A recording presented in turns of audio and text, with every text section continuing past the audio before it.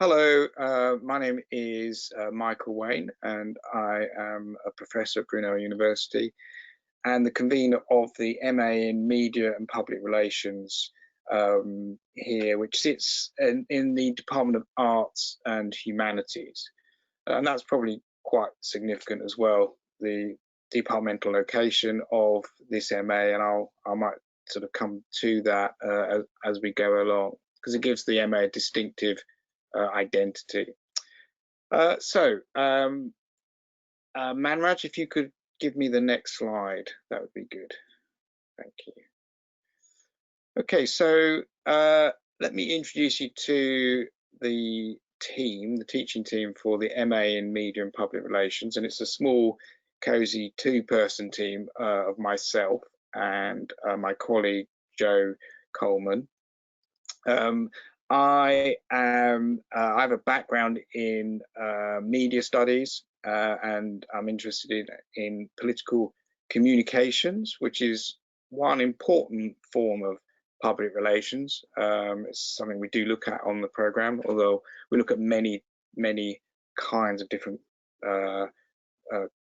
PR communication activity. I have a background and interest in cultural and political theory, and the cultural background I think is significant and important because that's one of the distinctive things about this MA, that it looks at public relations as a kind of cultural activity, as a cultural practice, that every kind of communication act is embedded in a culture, comes out of a culture, and intervenes into it, and that the culture is all cultures are significantly and interestingly diverse, and that's something that is something we weave into the program, thinking about diversity of audiences and stakeholders that public relations has to engage with is very significant. As well as media studies, I have also been teaching film and television studies for 25 years or more, and film and television does feature in the program. I'll come on to that. And I'm also a documentary filmmaker, and I guess that's probably where I've had my own practical experience of public relations by promoting my films, doing interviews, arranging reviews of the films, writing articles on issues connected with the film, and engaging with a range of stakeholders who might be interested in what the film is about, whether individuals or organizations, and all those kinds of activities are examples of public relations. I'll come back to what public relations is in more detail in a moment, but let me just also now introduce my colleague, Joe Coleman. She has a background in public relations. She's a journalist and has presenter experience in local radio, and she's just finished her doctorate, her PhD in community media production. So she's actually now Dr. Joe Coleman. So well done, Joe. Now, I think we need do we need to go to the next slide? Sorry, I don't have control of this. It's like technical glitch. So Maraj, could you go to the next slide? Yeah. So what is public relations? So this is important because I want you to have the right expectations for the program. It's not advertising, which is where you pay a third party to carry your content. So for example, you pay a newspaper or radio station or magazine to put your promotional message alongside their own media content. So it's not that. It's not marketing, which is content where an organization controls the communication, generates copy, but it's directly linked to sales.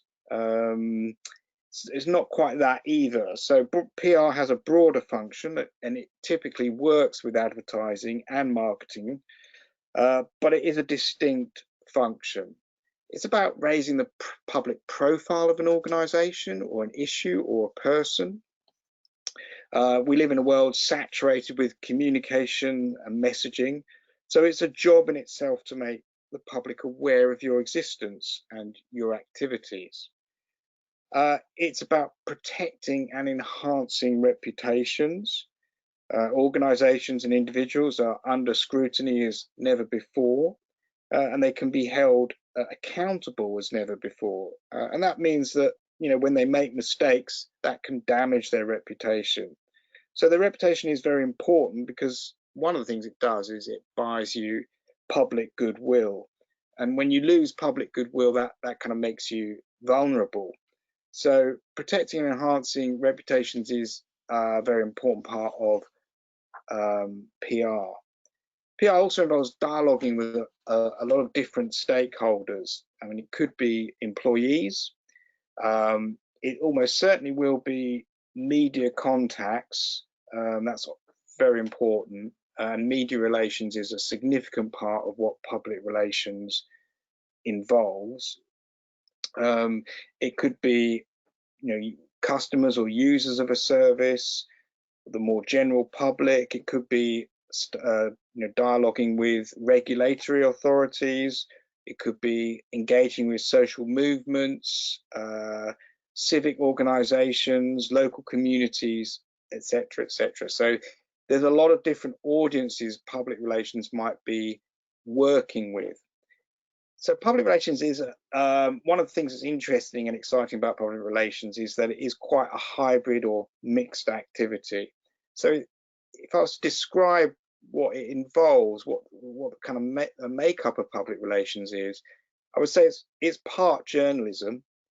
A lot of journalists actually go into public relations, and one of the reasons why you can see the connection is that public relations does involve working with journalists, but also doing journalistic-like activities. For example, writing press releases.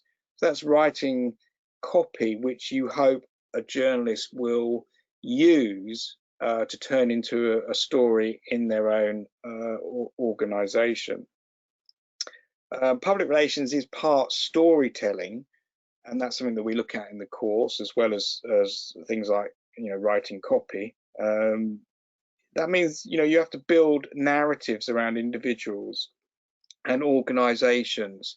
You have to tell stories. So that's an important part of public relations. It's part promotions. It's about attracting attention, getting the media to write about you, your organization, or you as an individual without paying them, because that would be advertising. Yeah, so it's what PR people call earned media. You earn media attention by doing some activity which attracts the attention of the media. It's partly PR is partly, there are different types of PR, but all of it requires some kind of research to underpin it, and some of it is very, very research heavy, depending on what kind of PR you're doing. That is to say, you have to do research. You have to understand what you're communicating about, why, how, and to whom. So they have to be informed decisions and not guesses. And so every PR campaign has to be underpinned by some kind of research. And it's also what makes it interesting and exciting is it's part creative innovation. PR is a sector that puts a great deal of value on creativity and innovation, and this is something that we encourage on the program. PR campaigns have to be designed individually for each campaign, each organization. So you have to attract attention by trying different things and different combinations of things. You can't just have one template and keep rolling it out. So it does require new thinking all the time. Okay, so Man Manager could have the next slide.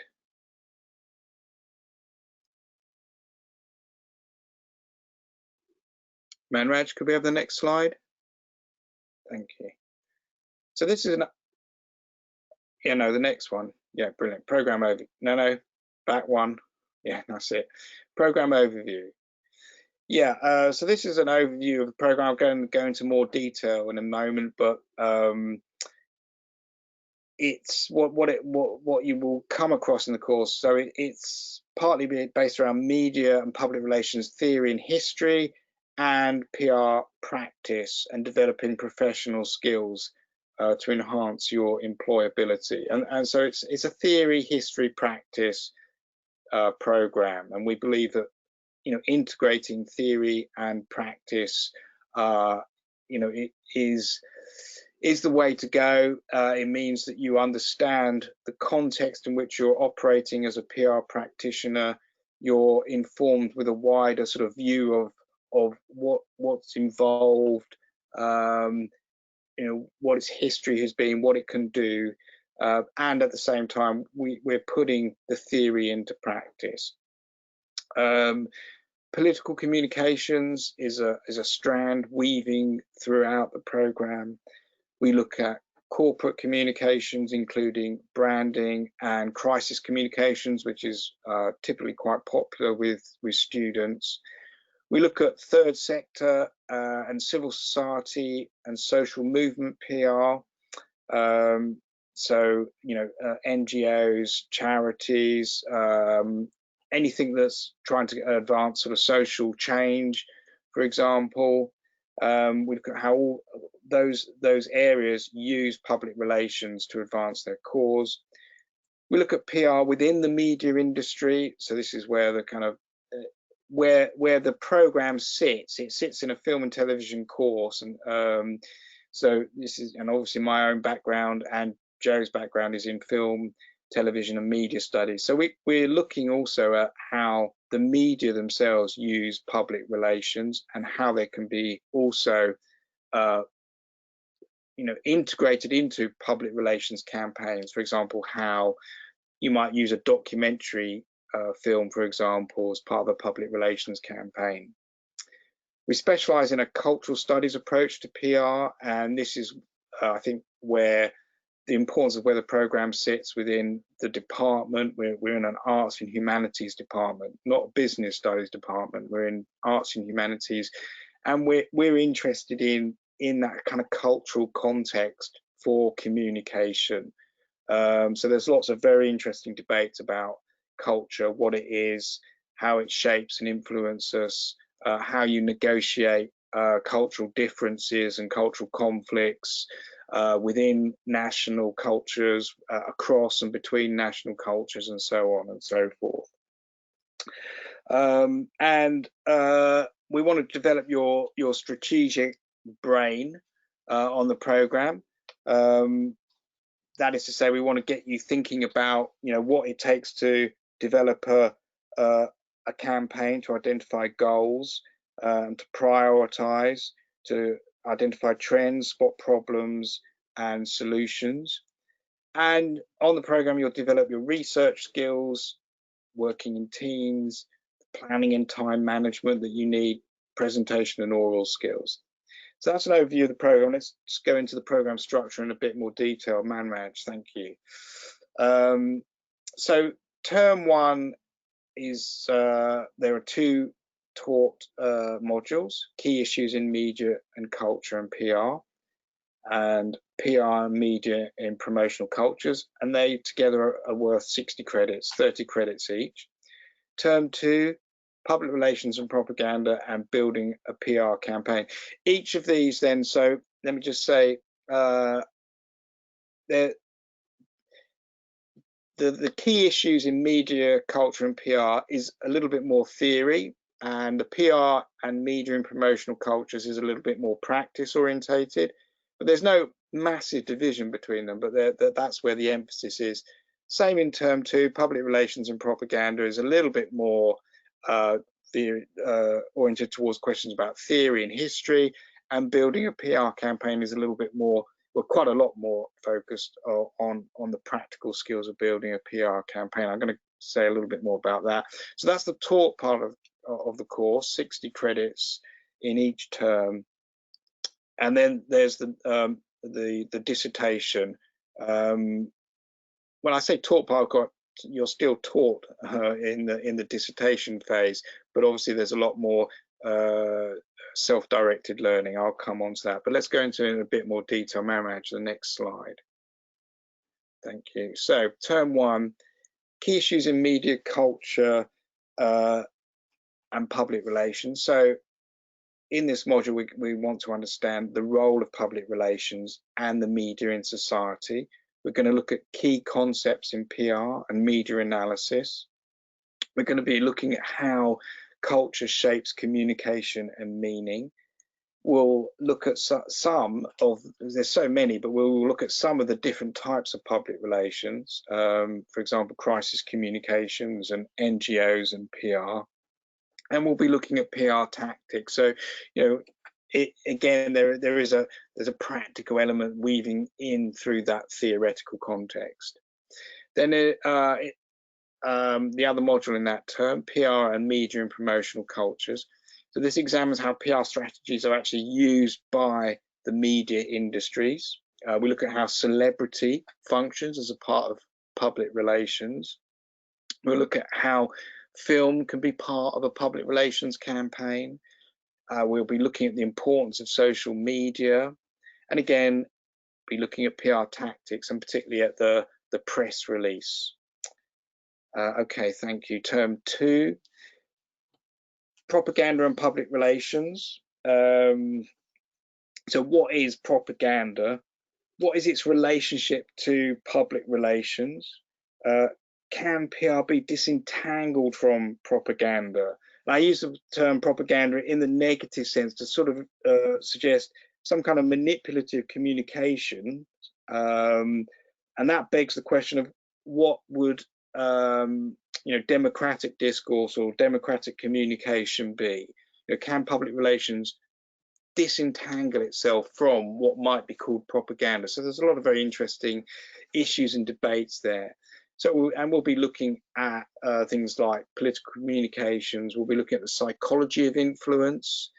We'll be looking at film as a persuasive form, and we'll ask questions like, for example, is corporate social responsibility, is that propaganda, or is it a chance to change the world for the better? These are interesting kind of debates that I think broaden your horizons about public relations.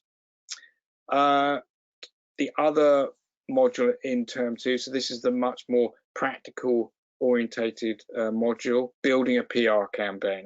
As it does what it says on the tin, it's going to teach you how to build a PR campaign. So the process, the nuts and bolts of developing a PR campaign, the research, planning and thinking that's involved, how to develop ideas, how to match tactics and strategy.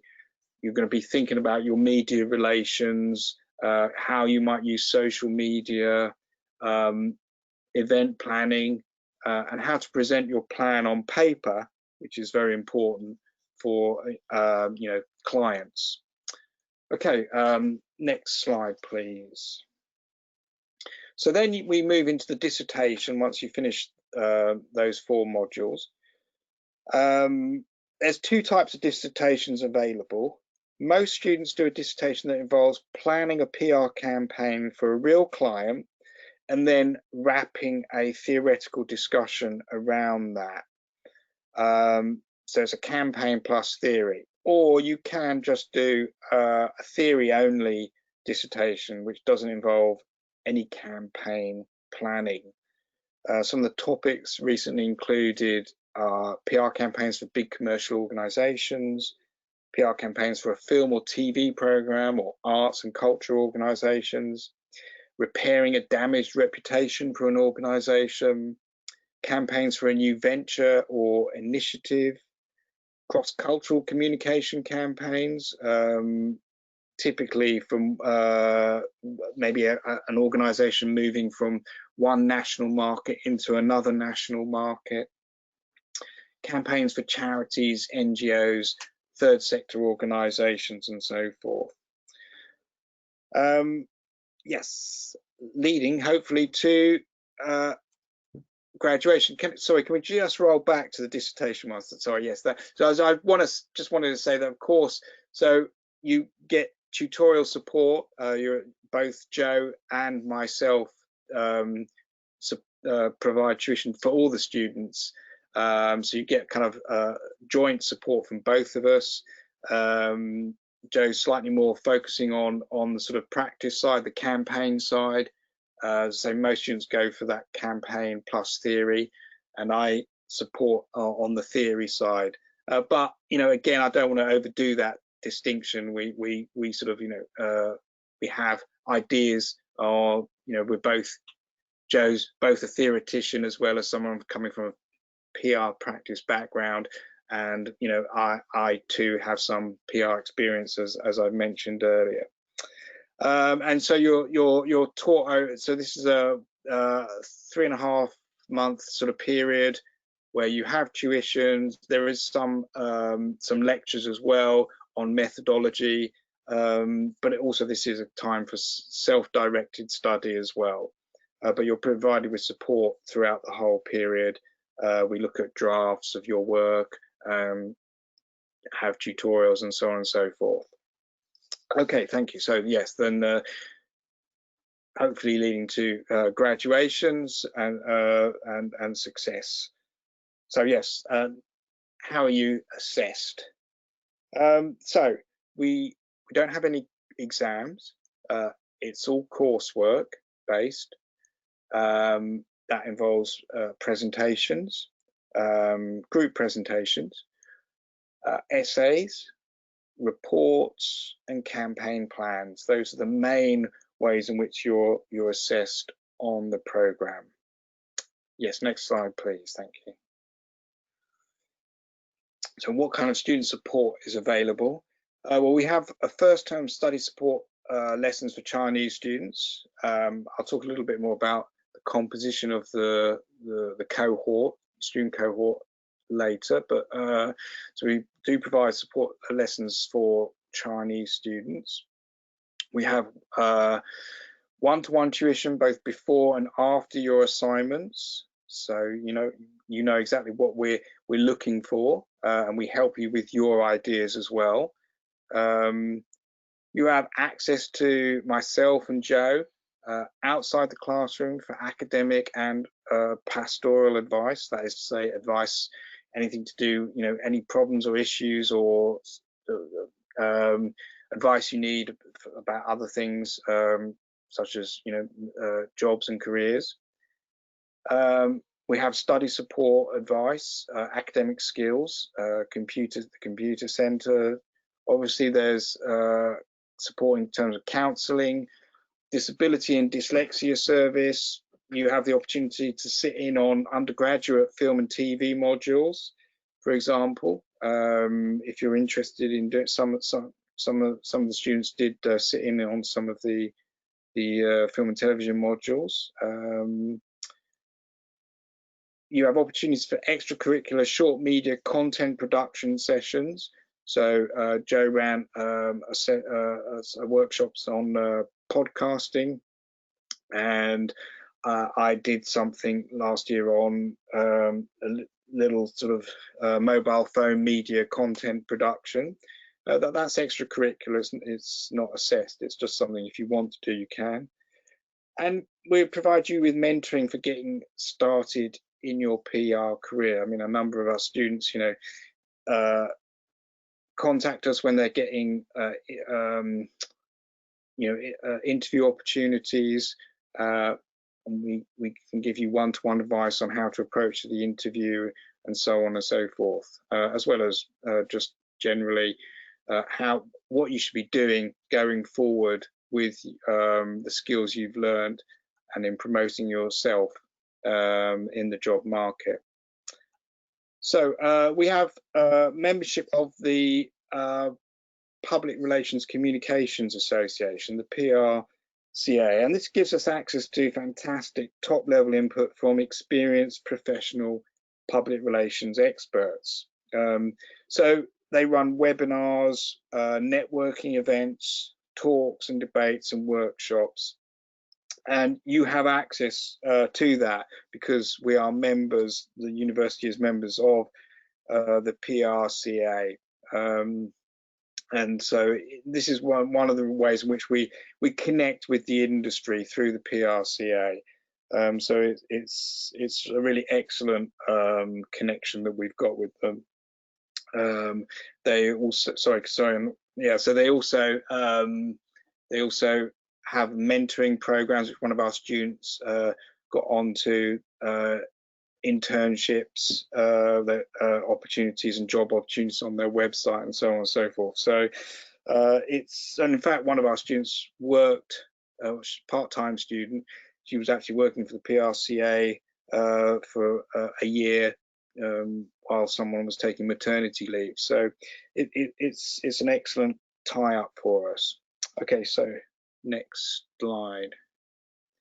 So there are scholarships to help international students, and if you want to find out more about scholarship packages, click onto that address, www.brunel.ac.uk/international/scholarships.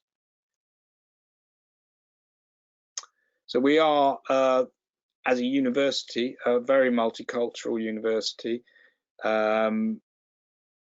Over 3,000 international students from 110 countries. As far as the MA is concerned, it is also a very multicultural MA. This year we had students from China, America, Ireland, Turkey, Syria, India, Portugal, and of course the UK. So it is a really nice mix of people, and that's important. This is a slide for World University Rankings. Not sure what to say about these. The 42nd in the UK according to World University Rankings 2021. I'm a bit skeptical about rankings myself. It doesn't really tell you what your particular experience would be of a program inside a university. What I can say is that I know from the feedback from the students that that graduate from us, that I can genuinely, hand on heart, say they're incredibly satisfied with the program. They've really had a great time, and they've had it's been an incredible sort of intellectual as well as professional development for them. That's the kind of feedback that we get, and I think it is important to sort of stress that that's one of the things we pride ourselves on, as well as our expertise and knowledge, that we take really good care of our students, and we know that because of the feedback we get. In terms of size, we have a nice size of cohort. This year we had 22 students. That's around our normal number, so it's not too big that you get lost in the crowd, and it's not too small that you don't have a wide circle of people to study with and get to know. Okay, so the next slide. So it's a single campus. It's got all the essential facilities within walking distance. Cafe, supermarket, bar. The library is 24 hours. Computer rooms, multi-faith prayer areas, medical centre, pharmacy, etc. It's located in Uxbridge. It's 45 minutes by underground to central London. And being on campus means that you're never very far away from your teaching, study and social facilities, 5-10 minute walk typically. So we have guaranteed accommodation, as you can see there. Yeah, not sure more to say about the accommodation than that. So obviously the coronavirus is a consideration, as it is in most places of the world at the moment. At the moment, so according to the dashboard at Brunel, the current cases are 10. 7 students, 3 staff. So it's pretty small. The total since September 21st, there have been 81 cases over the last 6 weeks. So Brunel's been most courses are providing a mixture of online and in-person teaching, and that is the plan for this MA, which I should just say, of course, starts in January. So it would typically have started in September, but it has been delayed by the coronavirus. We'll be starting January, and that's our plan, is to provide what's sometimes called blended learning, so a mixture of online and face-to-face seminar teaching. So if we had, for example, we had 20 students in a seminar, what we would do is we'd probably split the seminars into 2 seminars and have, say, 10 students in a class, so observing good social distancing. But you can find out up-to-date information by clicking on, by clicking onto the website and finding out more about that. Okay, yeah, so the next slide. So you can connect with us on social media, Instagram, Snapchat, Facebook, and Twitter. And yeah, and next slide. And yeah, so here we are. Questions. So here's a chance for you to ask me what questions you've got about the program or anything really.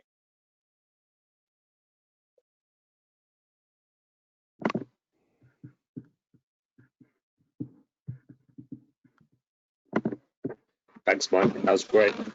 We've got a question here from Anki. She says, Professor Wayne, could you please elaborate more about campaign? Because this word has many meanings, and please tell me more about sit in TV modules, like what should I do? So by campaign, I am talking about a PR, a planned program of public relations activity. So a campaign is an organized way of promoting an individual or an organization.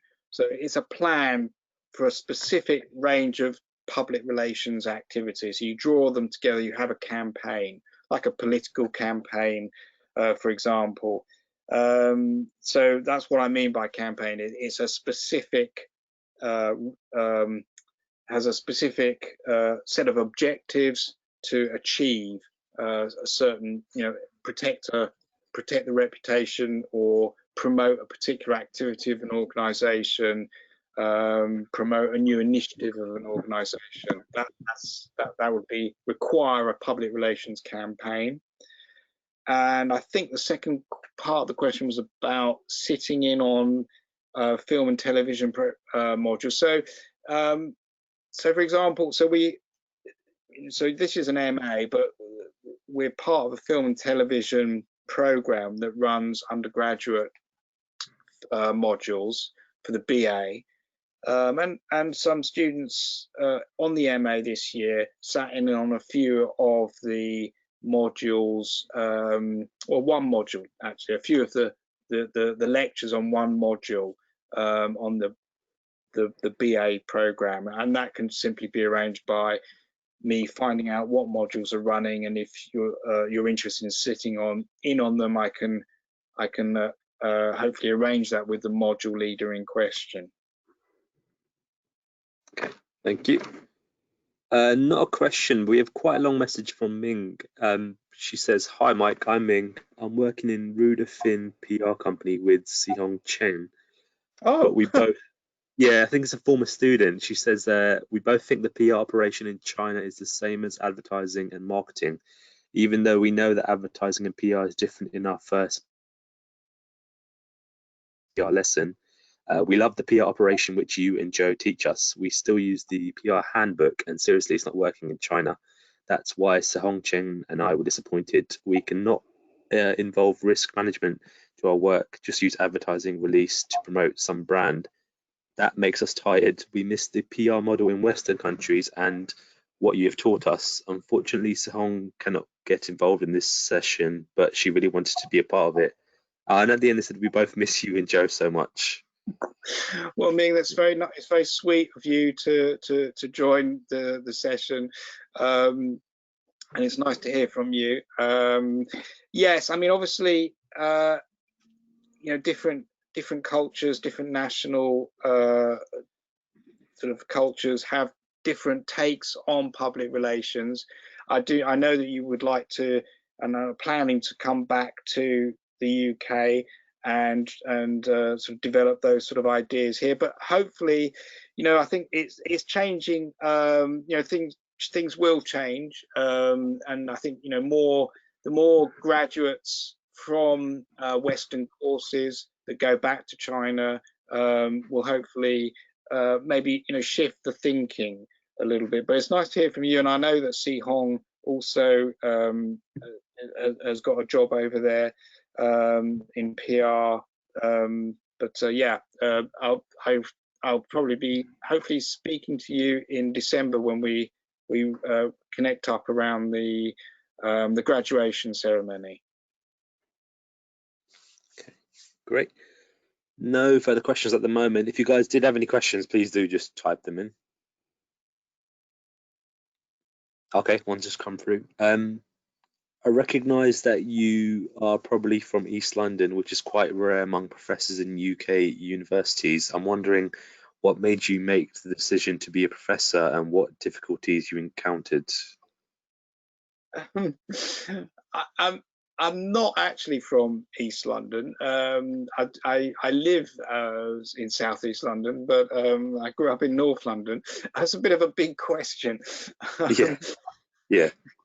I mean, I probably hadn't thought about becoming an academic until I went to higher education, to be honest. I think it was higher education that was life-changing for me, and I guess that's one of the reasons why I'm very enthusiastic about going to university, because I try and convey that sort of importance and enthusiasm for learning, which it had for me, that it can be life-changing and, you know, transform your way of looking at the world and thinking about the world. And that's what happened to me when I went to university, and I try and sort of bring that to my own teaching.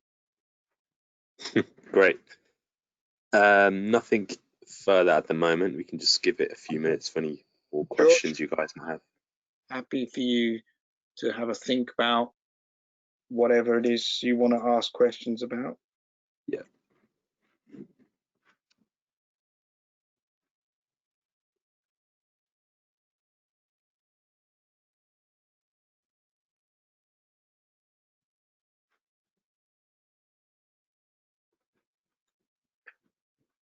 How many people are on the call? Do you know?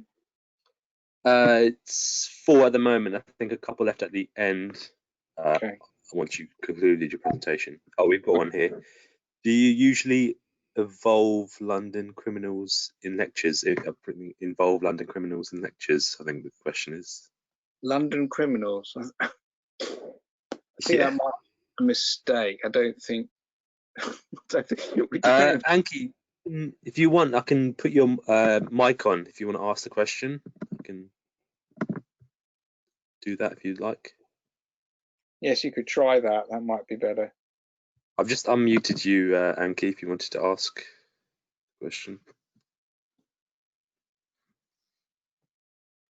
In the meanwhile, we've got another question here. Hello, are there any books you recommend reading before starting the course? And thank you for the webinar. Yes. Alison Thieker's book on public relations. So Thieker is spelled Theaker.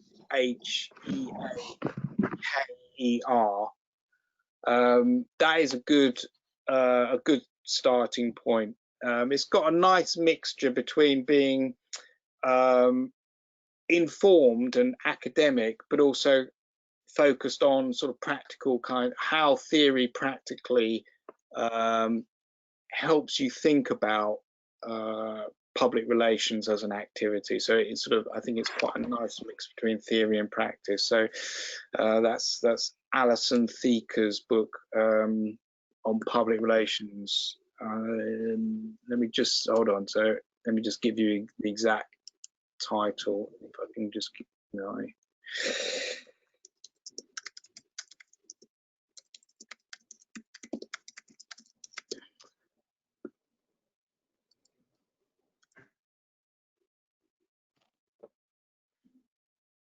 So it's the Public Relations Handbook. That's what it's called, yeah, by Alison Thieker. Okay, great. Anki, if you want to ask your question.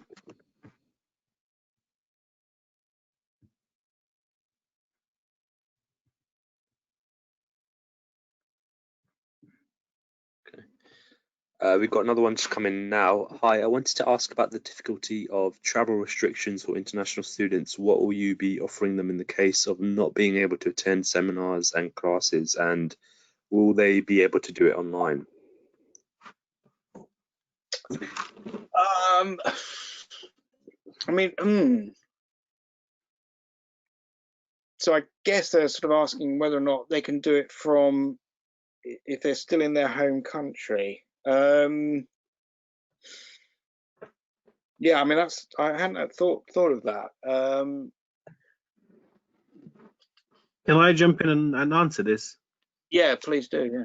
Yeah, so my name is Guy from the international team, and on all of our programs, we are offering dual delivery. So if a student wants to undertake their course from their home country, they can.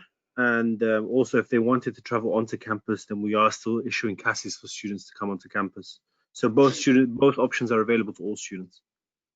Okay, all right. Thanks for clarifying that. Okay, that's important. Yeah, okay, good. Great. I need to know that. Any further questions, guys? Please just type them in.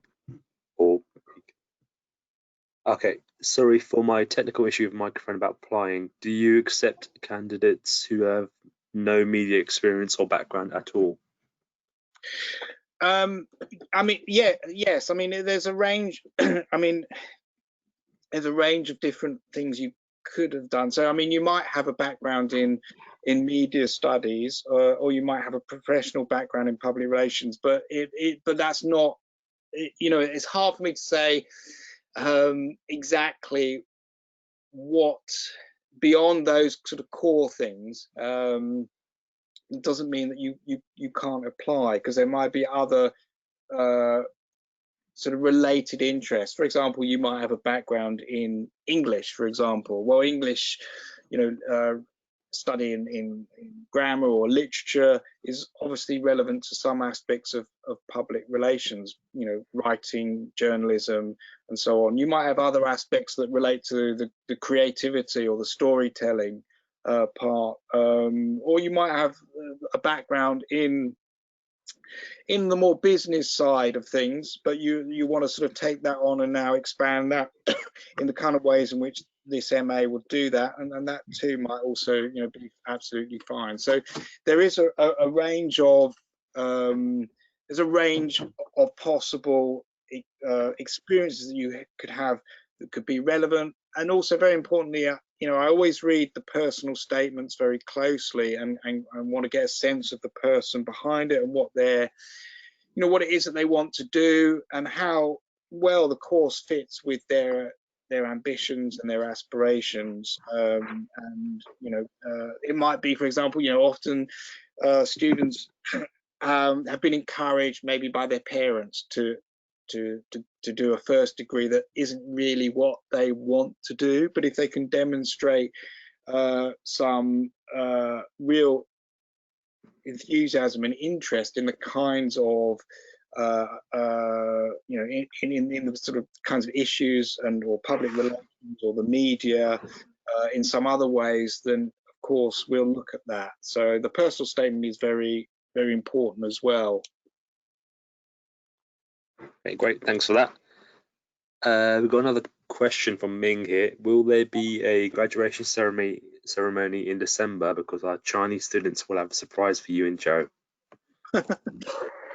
Yes, there's definitely a ceremony, and I think, let me just check, Ming, I believe I've made a note in my diary. If you haven't heard yet, you will hear soon. My understanding is that the ceremony is on Wednesday, the 16th of December.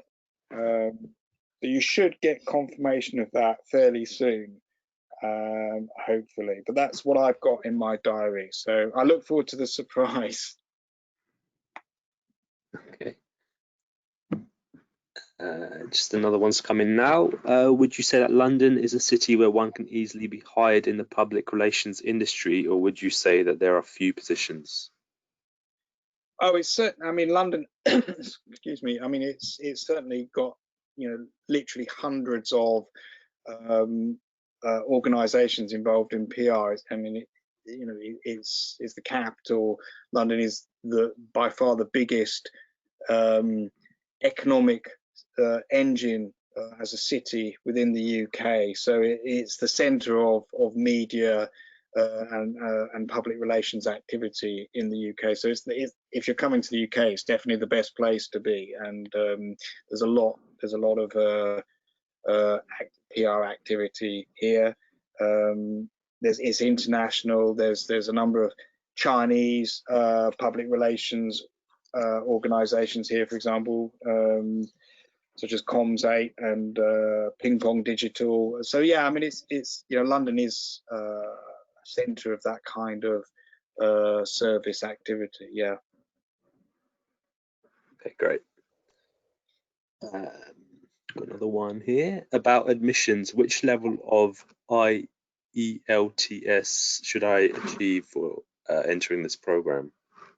I think 6.5 is overall is what we're asking for. Okay.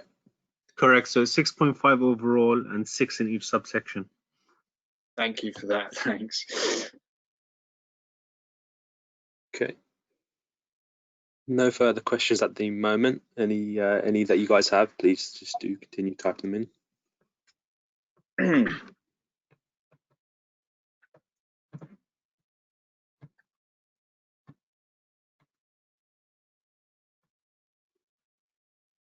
Okay, it's one here. Any opportunities to do an internship in the BBC?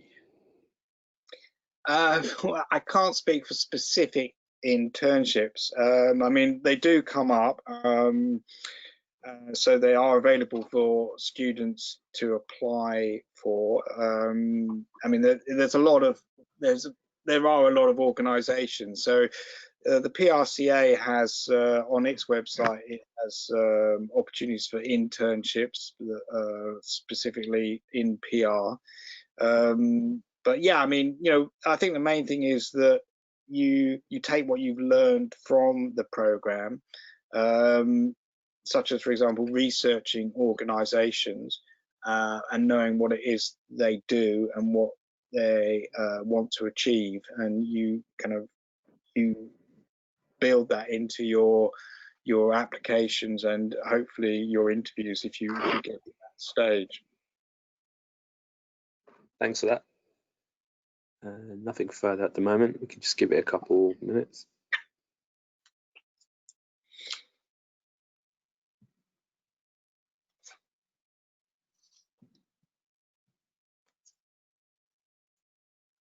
Okay, so Anne's just asking, is there a university calendar for this course?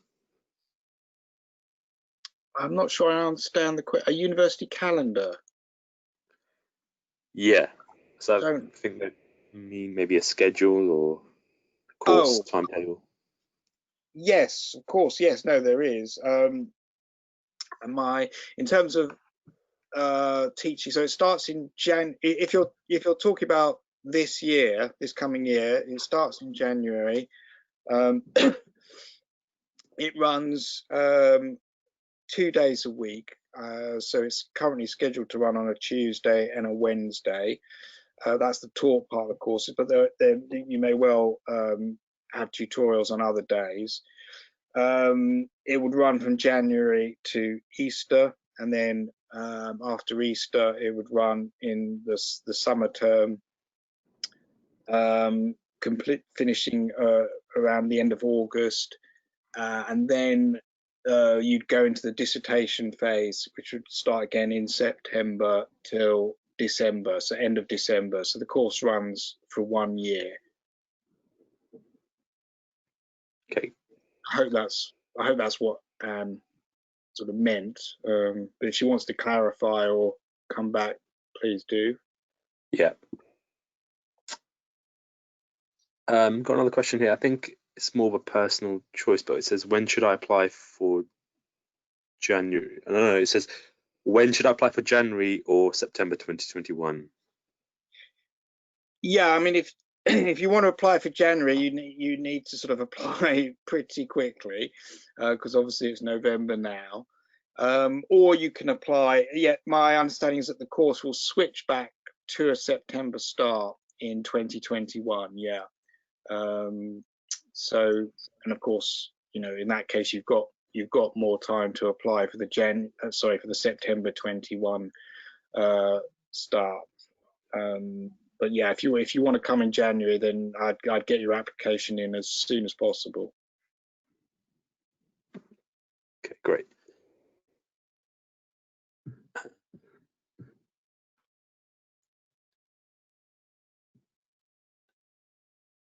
Yeah, they just confirmed that is what they meant with in terms of the course schedule. So that's good. Right. Any further questions, guys?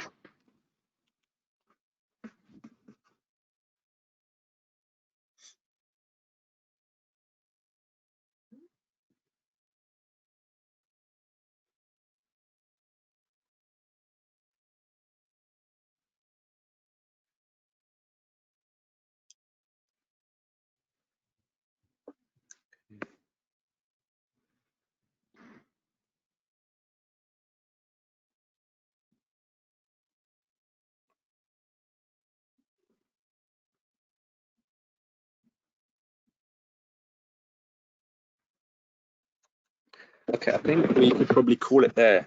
You've answered all the questions that have come in. All right. Well, thank you for turning up, everyone. Thank you also to Ming, for a student who's just graduated from the program. It's nice to hear from you again.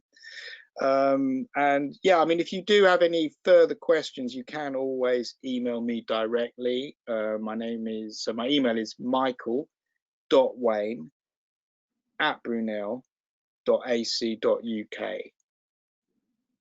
Always happy to take further questions if you want. Great, thanks, Mike. There's just a couple messages coming in thanking you for your presentation. So that's always good to hear.